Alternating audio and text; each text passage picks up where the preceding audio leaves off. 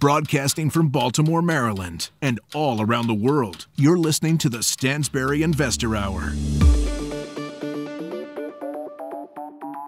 Tune in each Thursday on iTunes for the latest episodes of the Stansberry Investor Hour. Sign up for the free show archive at investorhour.com. Here is your host, Dan Ferris. Hello, everyone. Welcome back to another episode of the Stansberry Investor Hour. I'm your host, Dan Ferris. I'm the editor of Extreme Value. That's a value investing service published by Stansberry Research. And I've been at Stansberry longer than anyone but Porter, man. So that's how I got the job. Before we do anything, I just want to tell you, this week's guest, I am absolutely thrilled to have him here.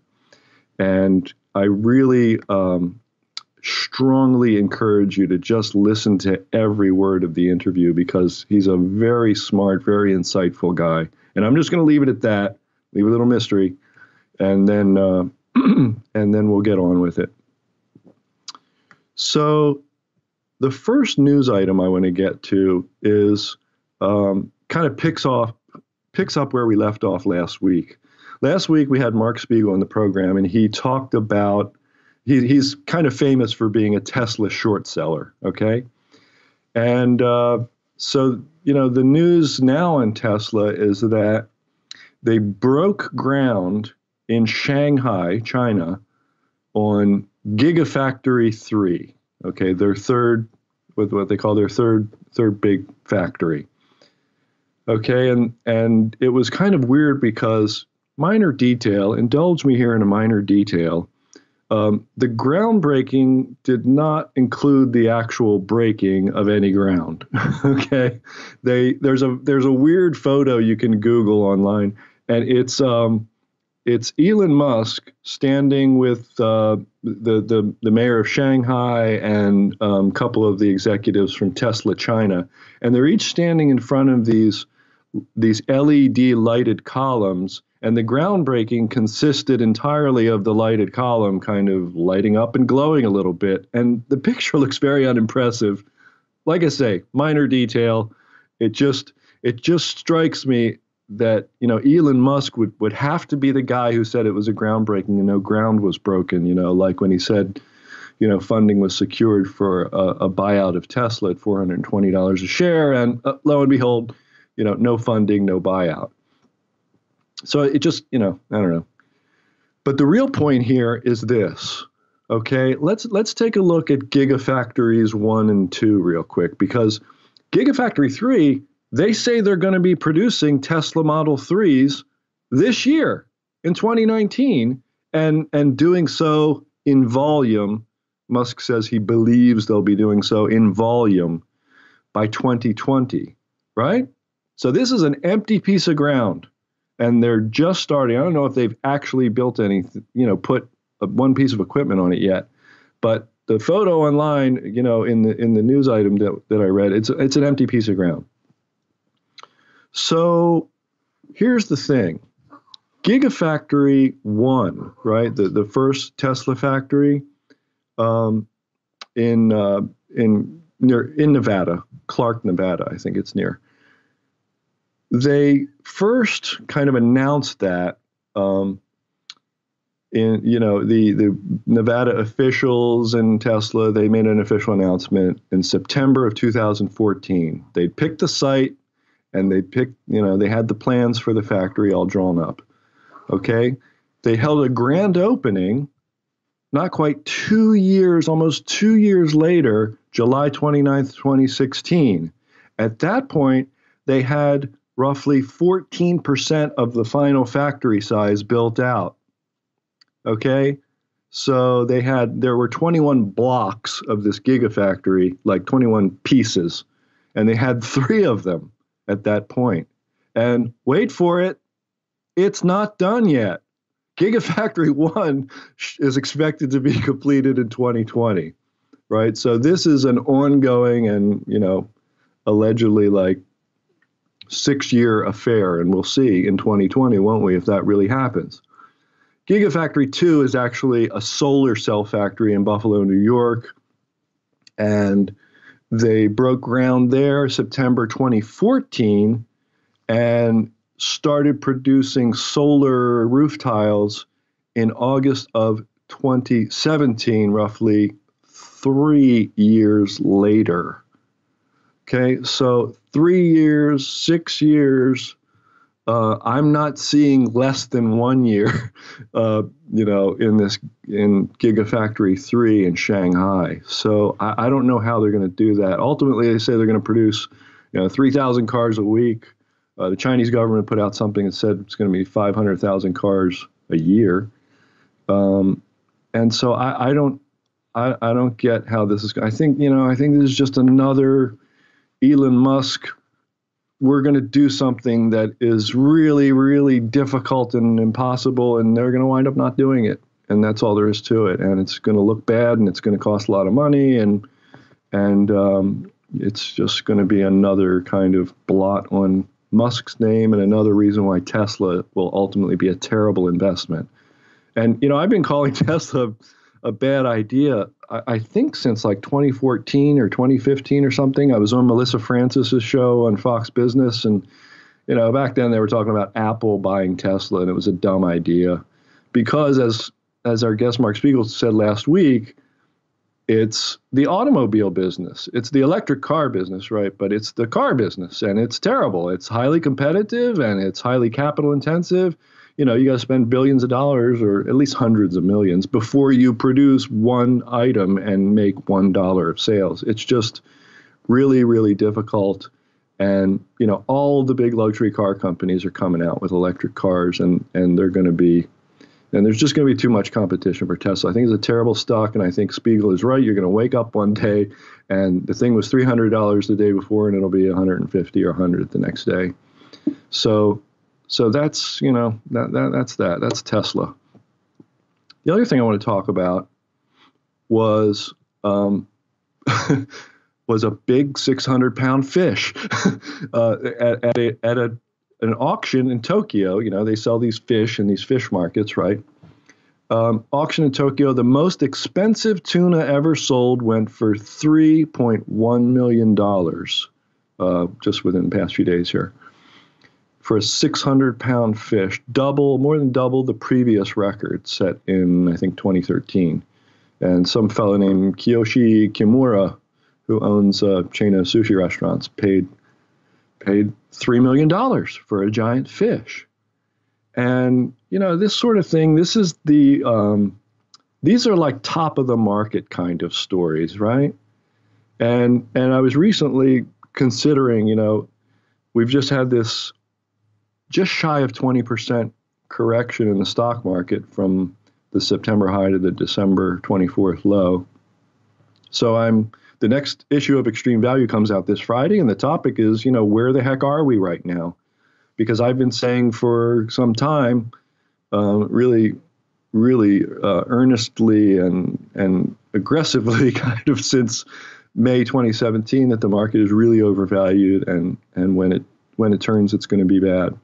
So has it turned? Is this it? Is this all there is to it? Well, I don't know. But at right now, roughly 12 or 13% below the September high, that was the most expensive moment in stock market history. And 12 or 13% below that is, still really expensive. And I figured out a way to get the point across here. So you may have heard of, and this fish is it reminds me of this, the most expensive fish ever. Well, how a fish is worth $3 million, only this fella knows for sure, because he paid that much.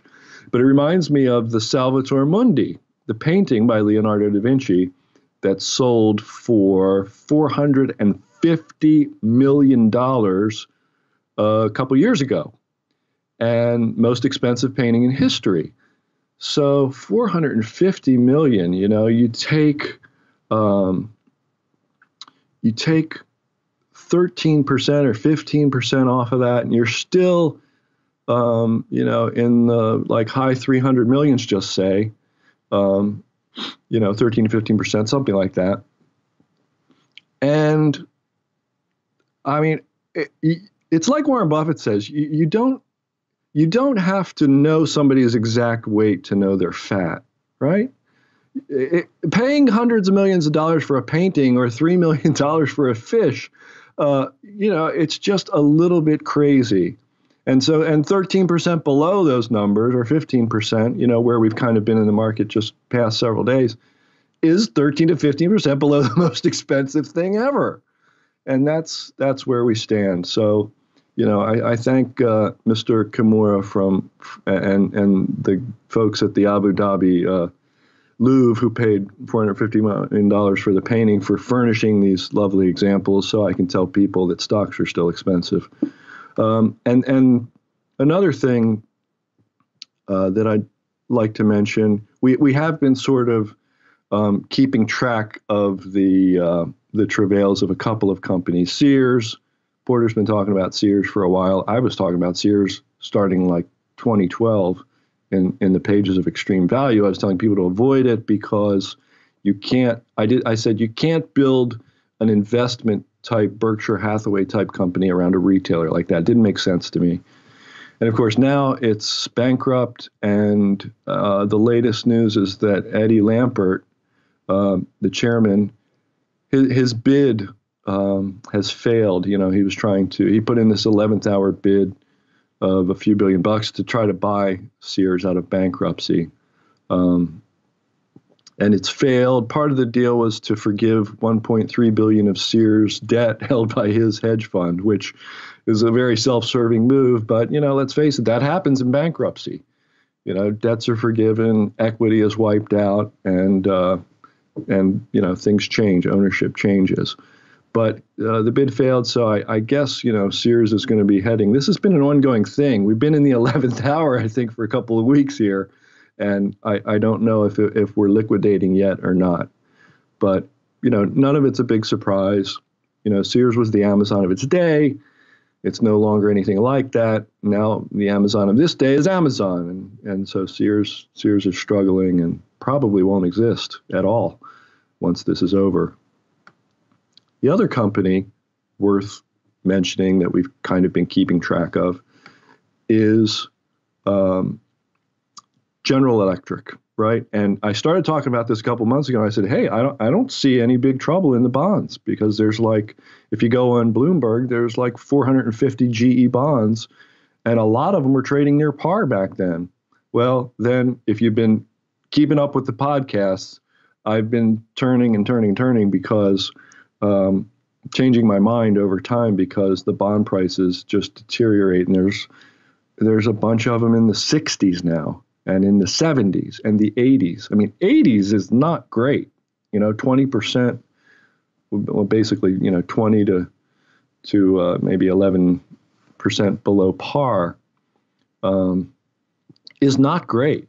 So clearly the situation is deteriorating. And now the latest thing I'm seeing is that they're talking about selling the aviation services business, GE Capital Aviation Services, to Apollo Global, the giant private equity firm. And the news here that I'm reading is that the potential price would be around $40 billion, but that's the book value.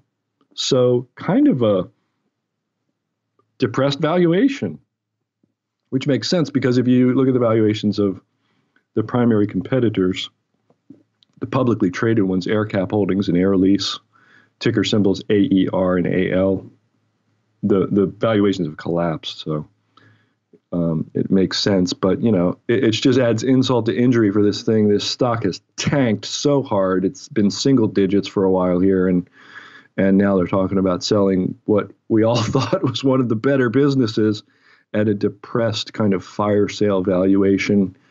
The market popped on the news like 5%, but, then it kind of retreated a bit. And the bonds are still looking kind of crappy. So who knows? Who knows how this works out? And I initially thought, hey, this will be good value one day. But then GE is such a giant, complicated thing. And it's too hard to buy. It goes, as Charlie Munger, Berkshire Hathaway would say, it goes into the too hard pile. So, poor Sears, poor GE, don't go near either one of them with a 10-foot pole.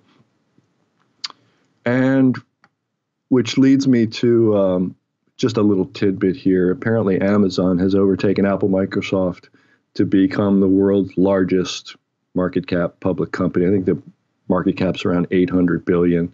And Amazon and Apple both overtook $1 trillion in market cap. And, I should have followed my gut on Apple. We did exit Apple in extreme value at a decent price, and we were in the thing way back in 2013 when it was really super dirt cheap. And it's done really well.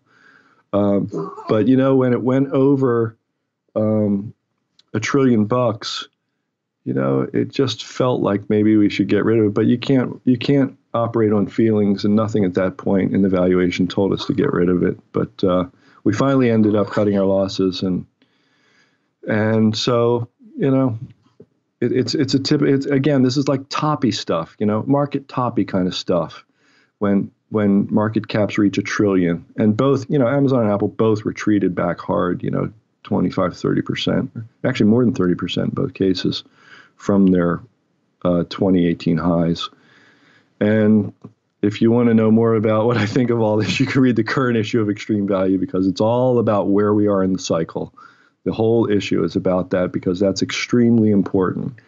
And to that end, I have a book recommendation.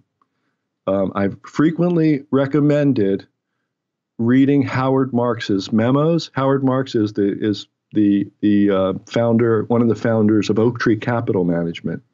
And he's very famous for writing these wonderful memos. He's like a combination of Michael Lewis and Warren Buffett with these memos. They're fantastic. And his first book, The Most Important Thing, I continue to recommend it over and over again. Wonderful book, and a little cheeky in the title, because he tells you, there's like 18 most important things that he discusses in the book. And then the new book came out in October. It's called Mastering the Market Cycle. And Marks is like the cycle guy. So when you start seeing people paying $3 million for tuna and, companies going for $1 trillion, this is the book you want to read. You really want to know more about cycles and what to expect. And it's weird to talk about this as a value investor, because value investors are bottom-up people, right? Every issue, we try to find a new stock and a new business that's very cheap based on its fundamentals and its assets and its net asset value and various things. And we kind of, the dogma in value is that you don't pay attention much to the movements of stock prices and the movements of the overall market. I think that's a big mistake, because cycles matter. And if you don't believe cycles matter, you go ahead and read Marx's book, and you'll come away convinced that cycles matter. It's a wonderfully actually repetitive book. It's like each chapter lays on another layer of a similar but slightly different view on the fact that cycles matter. And in this cycle, let's face it, we are late in a long bull market that achieved the most aggressive equity valuation, equity market valuation, if you use the valuation of the S&P 500, ever in history. And I think it's really important to know that. And I think you behave differently when you know that than at any other time. And most of the time, I don't care what the overall market looks like. But when it's at extremes of valuation, and yeah, you've heard me say this before, but it bears repeating so much because it's kind of a soft insight. There's data to back it up, but you say cycles matter. It's like, who cares, right? But they really do. And it bears repeating because people feel best at the top of the cycle when risk is greatest. So if you want to learn how to handle this and learn how to spot it and learn how to behave when it happens, I highly, highly recommend picking up a copy of Mastering the Market Cycle by Howard Marks. All right, everybody, it's time for our guest. And man, I must admit, it's going to come through anyway, so I may as well admit it. I'm a huge fan of this guy. His name is Shane Parrish. Shane is the founder, curator, and wisdom seeker. Love that title, man. Behind the Farnham Street website. So what started out as a personal, anonymous blog where Shane could explore what others have discovered about things like decision-making and purposeful living and how the world works, quickly blossomed into one of the fastest-growing websites in the world with over 1 million page views, nearly 200,000 subscribers, and consistently sold out Rethink workshops and over 3 million podcast downloads. I've got a serious case of podcast envy here. Farnham Street has become the go-to resource that CEOs, athletes, professional coaches, and entrepreneurs rely on to find signal in a world full of noise. Shane's work has been featured in nearly every major publication, including Forbes, Huffington Post, The Wall Street Journal, most recently, The New York Times. Please welcome to the Stansberry Investor Hour, Mr. Shane Parrish. Shane, thank you for being here. Thanks for that generous introduction. I don't know if I'm going to live up to all of those accolades. I'll do my best. So, I have to tell you, we were talking before we started the podcast. I'm practically a Canada-phile. I know lots of folks in Vancouver and in Toronto, and I've had just a fantastic time. I've learned so much. I've been fishing up in northern Labrador. It's just, to me, it's a wonderful place, and I love the people, and just for whatever that's worth. Well, Canada is an amazing country, so I think you got that one right. Shane, I want to talk about just kind of a detail, which is the name of your website. Now, people know, I think pretty much on the Stansberry Investor Hour, that Farnham Street is where Warren Buffett lives in Omaha.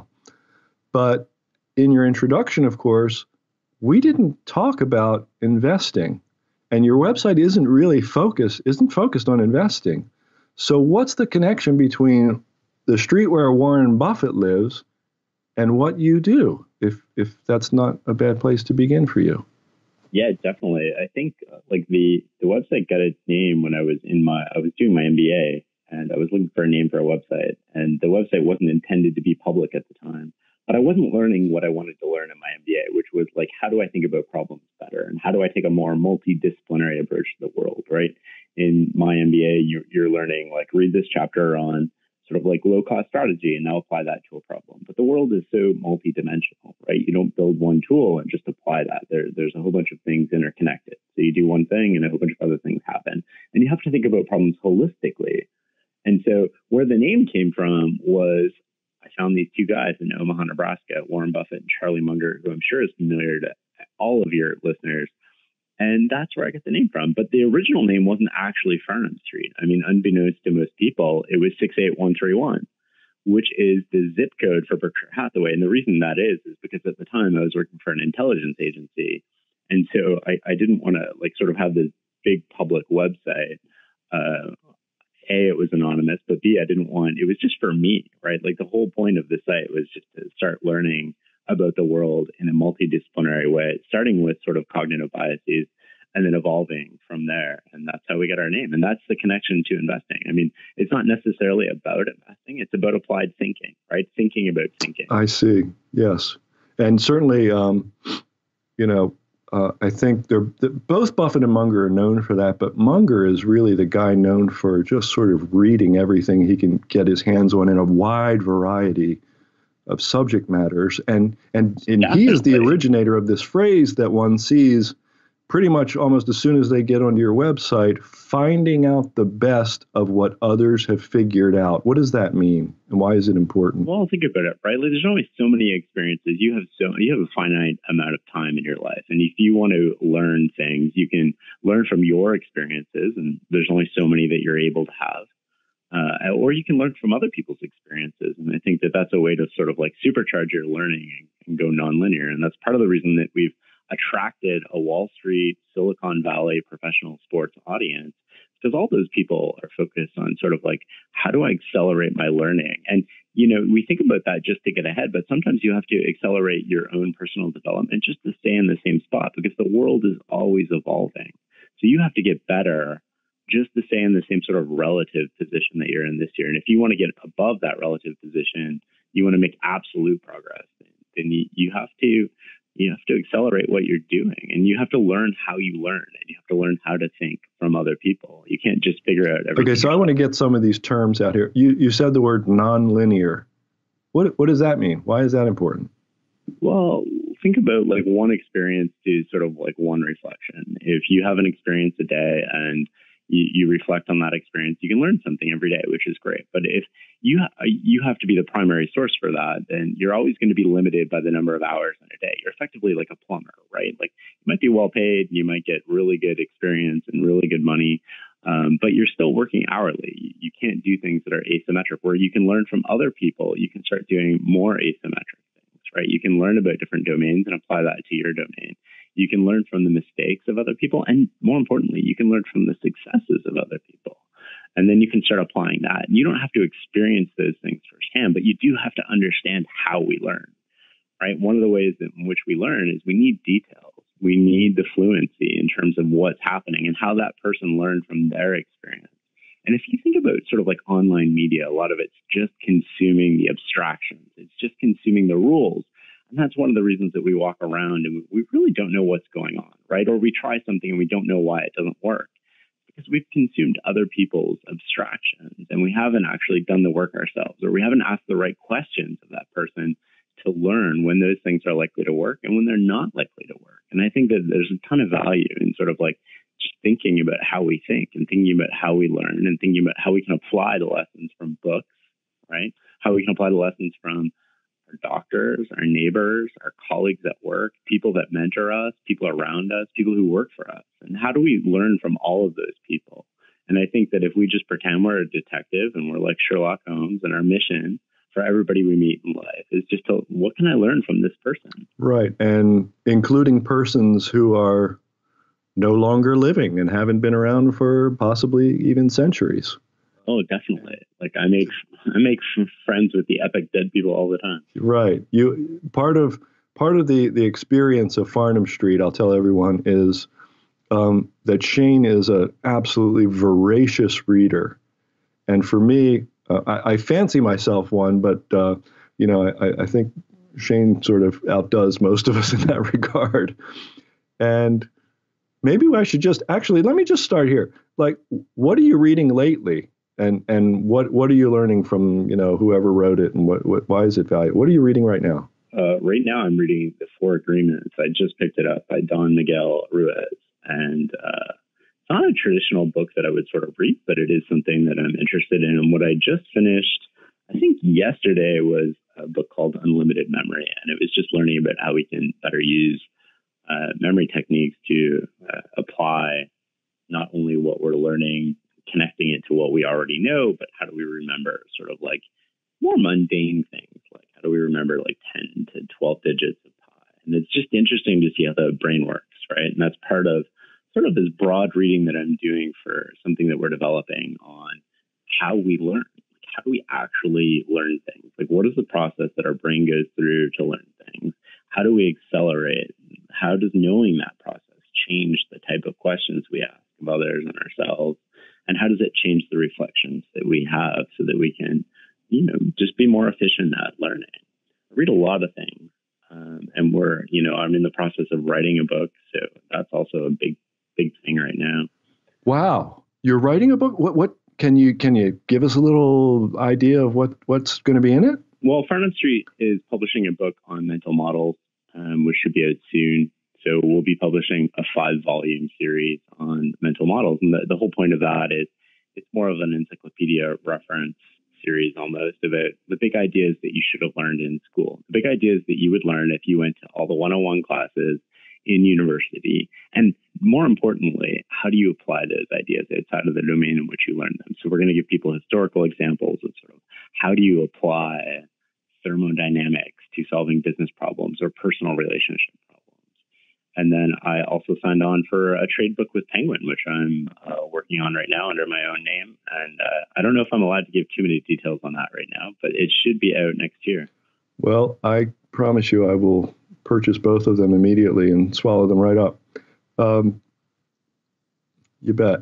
So I truly believe that people who become, more familiar with your work and with the idea of learning the best of what others have found out will become better investors, especially if you're sort of like me, a generalist, value-oriented investor. And, frankly, that's Buffett and Munger, right? They're generalist value investors.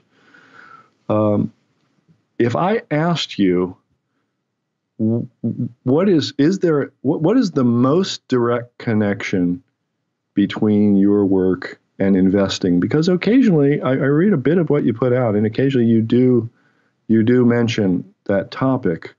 What's the most direct connection that you found in years of doing this between investing and your mission in life and your work on Farnham Street? Investing is applied decision making in a very narrow context, right? So it's not the same as making decisions in an operating business, but it is making a capital allocation decision on behalf of an investor who could be a portfolio manager, in which case there's a ton of leverage involved for that particular person. And it's a great way to leverage your judgment. And so if we can get better at that judgment, and we can get better at thinking about problems, and we can get better at accepting the feedback that the world gives us so we can align ourselves to it, then we can make better decisions. So we use this in multiple ways internally at sort of Farnham Street. I run a company called Cyrus Partners. We buy other businesses. And one of the things that we try to think about before we buy other businesses is we want to walk around them in a three-dimensional way. We really want to understand the business and how do we acquire the mental tools that we need to understand that business? How do we acquire the mental tools that we need to think through the problems that we face, not only from the business, but from a competitive dynamic, right? A landscape. What's going to happen? How do we allocate capital? What does this business look like in 5 years? How does technology evolve? And we don't have perfect answers to these questions at all, but we do want to think about them. And what Farnham Street tries to do is just build this toolbox. You can take these tools out of your brain and you can apply them. Now, not every tool is going to work in every situation. They work for investors. Certainly the general thinking concepts that we have online work for all investors. But more importantly, there's other concepts that we want to talk about, right? So the general thinking concepts, just to give you an example of some of the stuff that we talk about, like the map is not the territory, right? And this applies to investing because a map of reality is not reality. So a balance sheet, income statement, those are maps.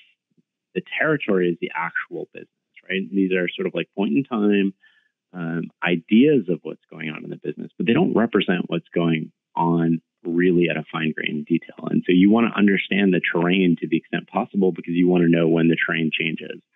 Enron's a great example, right? Everybody had access to their balance sheet, their income statement, and nobody really paid attention to what was going on in some of the footnotes, right? Which is a bit more of the terrain of what's happening. And if you want to take the same sort of concept, the map is not the territory, and you want to apply it to something else, you can think of online dating, right? You read this profile about a person and then you go meet them and, sometimes they line up with that profile, which is a map. And sometimes they don't line up with that profile at all, right? So the territory and the map differ. And that's just one example of sort of like how we can use these tools to think through problems. And if we could, I wonder if we could get more specific, like how specific are you willing to get with what you do and what you buy in Cyrus Partners? I see, you can go online and there's a Cyrus Partners website and you can see the general, attributes that you look for. Yeah, I think we're just taking this Berkshire Hathaway thing to almost a micro level, right? An insignificant sort of level from a global capital perspective, but a very significant level from a business perspective, right? You have a whole bunch of people in cities across Canada and the U.S. that run businesses that generate between $500,000 and say $5 million a year in earnings. And there's not a lot of places to go sell those businesses. And if you've spent your whole life creating that business, you want to sell to the right partner. Berkshire Hathaway is not going to buy you. You're way too small for them. But what if we could replicate that at a micro level? What if we could be a partner of choice for people? What if we could operate in a very similar way to Berkshire Hathaway? And then what if we could provide people sort of like, if they want it, what if we could provide them world-class branding and world-class marketing, and we can help them compete better? We can help the business thrive. We can help the shareholders thrive. We can help the employees keep their jobs in a world of, increasing globalization, bigger companies. How do you compete in that market? It's tough. And so if we can do all of that, I think it's a win for everybody, right? It's a win for the local economy. It's a win for the former owner. It's a win for the new owner. It's a win for all the employees. It's a win for all the customers. And we just look at how can we make everybody win? And what does it look like when everybody wins? And can we do that over a long period of time? And can that be sustainable? So when you say 500,000 to 5 million, right away I think to myself, good heavens, you must look at 100 deals a week just to find, the right one. Well, we look at quite a few deals, quite a few businesses for sure. It's almost a filtering problem, right? Where there's a lot of noise and you're just trying to find the signal and you're trying to find the right person to partner with. And so, we did 2 deals last year to put things in perspective, and they were both pretty small deals from our point of view. We have one lined up, hopefully closing by the end of February, which is a much bigger deal for us. But we're willing to adapt to circumstances for the right people. If they want to sell out over time, we can facilitate that. If they want to transition out sort of right away, we can work towards that. And it depends on the business, right? A lot of these businesses don't have the policy or the procedures in place that we need to sort of scale, but we can work with the former owner as we transition them out to create those. Okay, so Shane, some people don't like to actually. A lot of businesses won't transfer, right? A lot of businesses that make between 500,000 and 5 million are relationship driven. They might be dependent on one customer, and those businesses typically don't transfer to a new owner very well. So those are sort of easy passes for us. I see. So, yeah. On the face of it, of course, it sounds like kind of a no-brainer idea. It's like, why aren't lots more people trying to do this? And I was about to say, some people don't like to talk. It's hard. yeah, it is hard. Some people don't like to talk about what's in their portfolio. I'd like to ask you, if you're willing to get specific, can you talk even just generically without being, about one of the businesses you own, just to give us an idea of what an example of a company that we bought with another major shareholder last year is called Mealime, which is the #1 meal planning app on the App Store. And so they help you just pick out groceries, you pick a diet, type of food that you want to eat, you pick out recipes, and it prints a grocery list for you. And the future of that business will be integration with grocery stores or integration with Instacart, so it all gets delivered. But that's an example of sort of the type of businesses. We had 2 exiting co-founders, and we took out one of the spots for the co-founder, and it was a three-person co-founded company. And Mitch, one of the co-founders, he's staying on and running the business excellently. Nice. I see that you have, you're based in Canada, in Ottawa and Seattle, Cyrus Partners. So yep. I take it that Canada and the U.S. are fair game for targets. And any other countries or just those 2? We would probably do something in Western Europe if we could find it, and possibly Great Britain. But at this point, we don't have any sort of infrastructure set up there to do that. But we do have infrastructure in Canada and the U.S. And we're always looking. And, the good thing about being patient and not having outside equity and not having outside capital that you have to return or get a return on is you can just sit and wait for stuff to happen, right? It'll be really interesting to see what happens over the next 3 to 5 years. Sort of in the market today. Are we going towards a recession? I don't know. Are we prepared for that? I think that we're doing everything we can to be prepared for multiple outcomes, whether, the next 5 years look like the past 5 years or the next 5 years look completely different. What we're focused on is creating optionality, not only for the companies that we own or own part of, but also for owners looking to exit. We don't want to have to be going to a bank looking for cash. Right. So I hate to jump around, but when you're talking to Shane Parrish, you're going to wind up jumping around to a million different topics. So I'm sure you're used to that. But one of the things I was really hoping that we could do, I hope this doesn't seem too cheesy to you. You're like to me, one of the things you are is like the mental model guy, all these different mental models, which is another idea that comes, for me, mostly from Charlie Munger. It was where I heard about it first. So what are, all mental models are not created equally, and there have to be, I'm going to guess, maybe as many as like 5 or so that have really kind of changed your life, like your favorites, the most impactful ones for you. And I was hoping we could talk about that. So just for a second, just let's back up, right? Just to define mental models, everybody sort of has a working definition of what that is. A mental model is sort of the means by which we understand the world, right? They shape what we think, how we understand. They shape the connections and opportunities that we see. But they also are the reason that we think some variables are relevant and some aren't, and how those variables interact with each other. So when you talk about mental models, you can talk about anything like what we talked about before, which is the map is not the territory, to sort of permutations and combinations, right? And I think that the models that are going to be most applicable to you, and if you Google mental models, we should be the #1 Google link, and we posted 113 of them on the website. And we've got a description and articles for almost each one. Those are the ones we're iterating through for the books. But the point is that the models that are most useful to me and you on a day-to-day basis are probably going to be slightly different. But where the models overlap are the general thinking tools, right? So the general concepts of sort of first principles thinking or second order thinking. And second order thinking is by Howard Marks, right? I don't know if he coined the term or if it was like Garrett Hardin or somebody, but, everybody can anticipate the immediate consequences of their actions. And that's great for first order thinking, but second order thinking is thinking further ahead, right? So what does the world look like if I do this? And what are the implications of that now? What are the follow-on effects? And they're not side effects, they're just effects, right? Side effects are things that you haven't thought of or haven't addressed. And so second order thinking requires us to not only consider our actions and their immediate consequences, but the subsequent effects of those actions as well. And failing to consider sort of the second, third, and fourth order consequences is that just gets us in trouble. And then we end up busy, right? Because that's the type of situation where most people are in. If you work a corporate job, you solve the immediate problem. You haven't thought about the second, third, and fourth order consequences.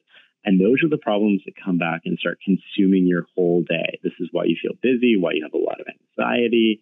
And those are the problems that if you just take a little bit more time and start thinking through them, you can make slightly better decisions today that are going to save you orders of magnitude of time later. And another way to apply sort of like second order thinking, not just to a decision that you're making, is like how to invest your time, right? So ideally, what you want to do is thinking about this from a multiplayer game is that other people are not going to do things that are first order negative because they won't look past the first order consequences. So your goal is to find in your industry, your domain, your discipline, what is first order negative, but second, third, fourth, and fifth order positive. And those are the things that you want to start investing your time in, because other people are not going to develop those skills. They're not going to do the work because the first order consequences appear to be negative. And it's not until you get to the second, third, and fourth order consequences where they're positive. Great example of that would be learning something new that's going to be applicable not tomorrow, but might be applicable to your new job, your new role that you're anticipating getting, and learning it in advance of that. That's doing a lot of work now with very little visible payoff, right? So not a lot of people are going to do it. That's going to eliminate a lot of people. But you're going to put yourself in a position where you can excel in more environments. The variety of environments that you can thrive in or exist in are going to be higher. It's going to make you a more valuable employee. And those are the type of things that become a lot more, you magnify that over like 10 or 20 years, and you become super valuable, super adaptable, and you start getting accelerated promotions. You start leaving your peers behind. And nobody can figure out why, because you keep doing things that don't make sense to other people, right? You keep doing things that look like they're first order negative, so other people won't copy those. Yeah, Bill Gates likes to say we overestimate what we can do in a year and we underestimate what we can do in 10 years. And most people, as you say, they can't even see beyond practically next week or next year, let alone the next 10.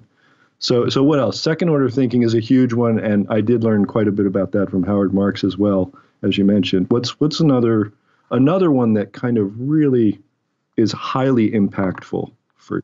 And inversion's another one, right? So often, like, we learn about things in terms of risk, right? We think that there's sort of these predefined range of outcomes, and there's no uncertainty involved. We just don't know where we're going to end up when we look at a situation. So inversion is a powerful sort of tool to improve your thinking because it helps you identify and remove obstacles, right? So the root of inversion is invert, which means to upend or turn upside down. So as a thinking tool, it means approaching a situation from the opposite end of the starting point. So most people tend to think forward about a problem. Here's what we want to accomplish. How do we accomplish that?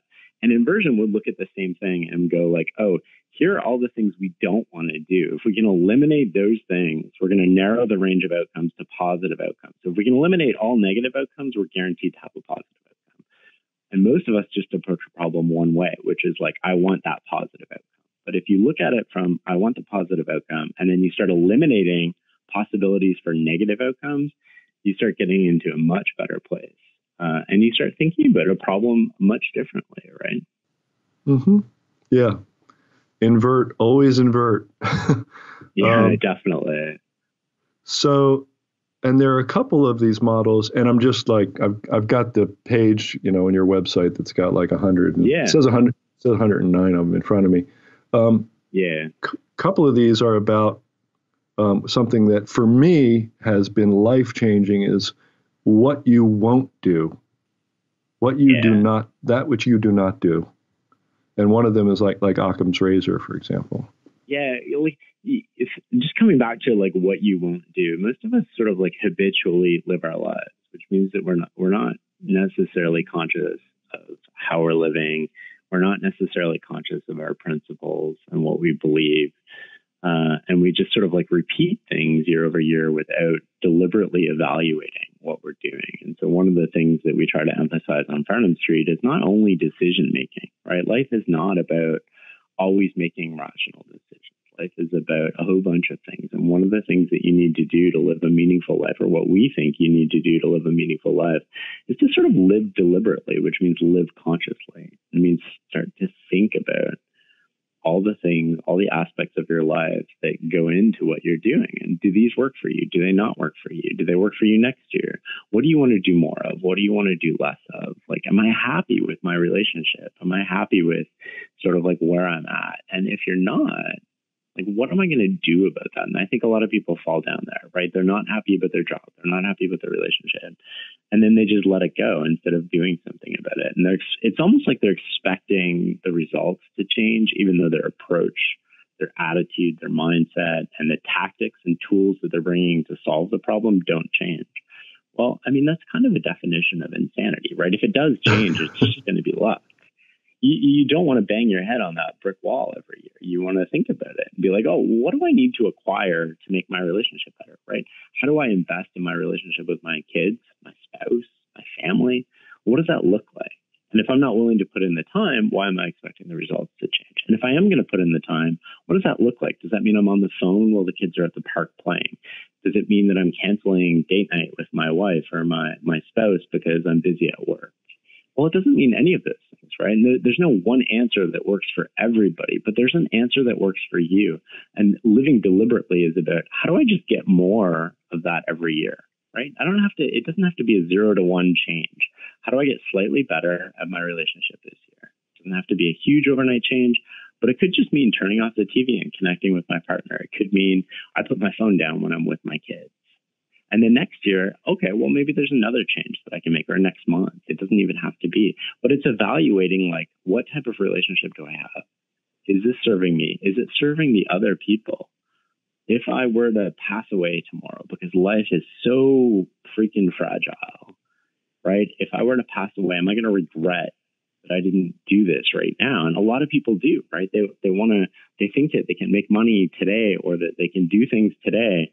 And then they'll hit 55, they hit 65 or 75, whatever, they retire, and they'll atone for all of these, like, I'm sorry I put you through, whatever, and I was working 24 hours a day, and, I wasn't there, but now I'm there. And they think that makes up for it, but it doesn't make up for it at all. There's no window that you can go up to with a whole bunch of money when you're older and be like, I'm so sorry, will you be my friend now? A lot of the strategies that we live life with are mutually exclusive from relationships. And thinking backwards. I wonder about that, Shane. You've brought up a good. I'm sorry to cut you off, but I need to interject here because you brought up something that I think about, and I wonder about the people I've known who've achieved great success, and as you point out, at the cost of relationships. And I often wonder if it's even possible to do both, if it's possible to avoid that conflict and that problem. Well, I don't know. This is maybe one of the problems of holding up like Warren Buffett as a hero, right? And Warren Buffett's one of my heroes, but he's not the most well-rounded person, right?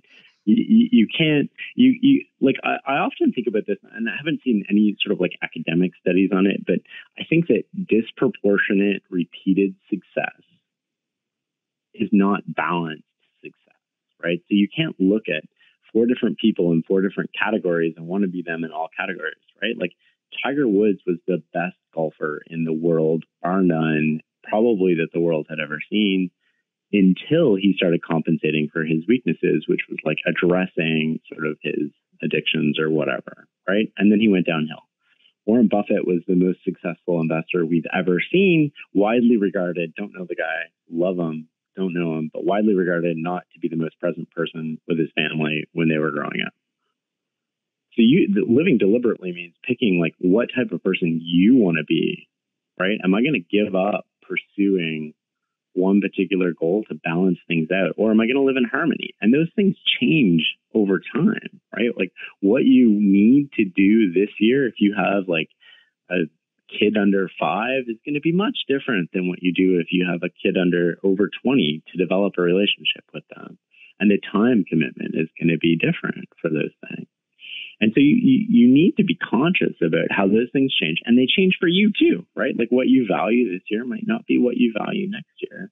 But the point is just not to live unconsciously and just like repeat what you've been doing, expecting different results, because that never happens. But also these people that we hold up as geniuses or incredibly talented or disproportionately successful, I'm not taking anything away from them because they deserve all the credit in the world. They're often not the most balanced people, right? So you can't just pick and choose various aspects of them and be like, I want to be Warren Buffett in investing and Tiger Woods in golf and, Barack Obama as a family man. And this is kind of what we mentally do though, right? Because this is so available to us, right? Like, and then we try to live up to these standards and we end up pulling ourselves in all of these different directions, which causes stress and anxiety. And, we don't tend to be happy about the person that we actually are. And rather than work on who we are and what we control and what we want out of life, because those are hard questions, right? We just pull out our iPhone and distract ourselves with a game. Well, Shane, I hate to do this, but we're just about out of time. And really, if you let me, I will keep you on the phone for 5 hours because there's a lot to talk about with Shane Parrish, in my opinion. So thanks so much for being on the program. I wonder if I could get you to commit to coming back sometime. Yeah, man, I'd love that. That's great. Great. All right. Well, thank you very much. Thanks. Okay, now it's time for the mailbag. And remember, your feedback is very important to the success of the podcast here. So if you have a question or a comment or anything, send us an email at feedback@investorhour.com. We read them all and we try to respond to every single one, even the ones that might not be very pleasant and might be a little hurtful. So, just let us know what's on your mind, okay? And we've got a couple of them. We got 2 of them this week. And the first one is from Dana M. And Dana M says, very good episode last week. Dan, you are getting better every week. This is one of the few episodes that I will listen to again. There was so much content. Keep it up. Dana M. Thank you, Dana M. It's much appreciated. Your encouragement is important to me. Keeps me going here. And I agree. The episode with Mark Spiegel was really great, and I can understand why you want to listen to it again. And email 2 actually talks about that too. Email 2 is from Douglas G, and he says, hello, Dan. Mark Spiegel was certainly an interesting guest. His enthusiasm is infectious, and I thought he presented himself well. But the entire dialogue brings up a very important concept that was touched on repeatedly: value. Not value investing per se, but value in general. You have to know what the value of a company is before you buy it. Otherwise, how do you know if you're paying a good price for it? I think that was a quote he mentioned several times. Dan, how do you value stocks? Douglas G. Douglas G, that is a great question. It's actually a softball for me. I don't know if anybody put you up to this, but it's a great question for me. And I will tell you, we value stocks a couple of different ways in the pages of Extreme Value, the value investing letter that I write for Stansberry. And one of the ways we do it is we look at the sum of the parts. One of the companies that's in there, and I don't want to name them because people pay a lot of money for Extreme Value and they probably wouldn't like me giving everything away for free. But one of the companies in there, we have consistently used a sum of the parts. So they have cash and securities, and they have two different businesses, one of which just gushes cash flow and another of which does not generate the same kind of regular cash flows. And in fact, that second business, we assign zero value. We put a multiple, what I think is a decent market multiple, on the cash gushing business. And I just assess I keep track of the share prices of the stocks they own. And of course, cash is cash. So you keep track of all that and you add it all up and divide it by, subtract the debt. They have some debt. And subtract all the liabilities, and then you get, divide it by a number of shares, and then you get the value of the thing. And you got to realize that it fluctuates, and you may be off a little bit in assigning a multiple to the cash flows. We have we have 14 stocks now, I think, in Extreme Value here. Yeah. So 8 of them are valued using what we call price implied expectations. Now, the traditional way of valuing a business is like valuing a bond. You look at the cash flows you're going to receive in the future, and based on when you're going to receive them, you do a little bit of math and give them a value today, right? Because a dollar received today is worth $1, but a dollar received in the future is worth a little bit less, okay? So you add up all that, and then, you have the discounted cash flow value, then what they call the net present value of the business. There's a problem with this, though, because you have to predict, when you do it for a business and not a bond, you have to predict the cash flow in year 1, in year 2, in year 3, 4, 5, 6, 7, 8, 9, 10, and you don't really know them. It's in the future, so you're you're guessing about the future, and you can be way off.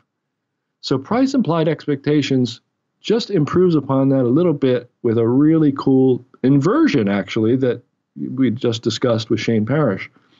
And what you do is, instead of predicting the future, you plug in whatever future inputs you need to equal the current price, whatever growth assumptions in the revenue, whatever margin assumptions, whatever free cash flow assumptions, and you see what you need to plug in to equal the current share price. Then you look at what you just plugged in and you say, is that a pessimistic view of the potential future for this company? Is it an optimistic view? Or is it somewhere in between? If it's pessimistic enough, you could have a really good buy on your hands. If it's optimistic enough and the business is kind of iffy, you could have a good short sell, or just something you want to avoid until it gets cheaper if it's a decent business.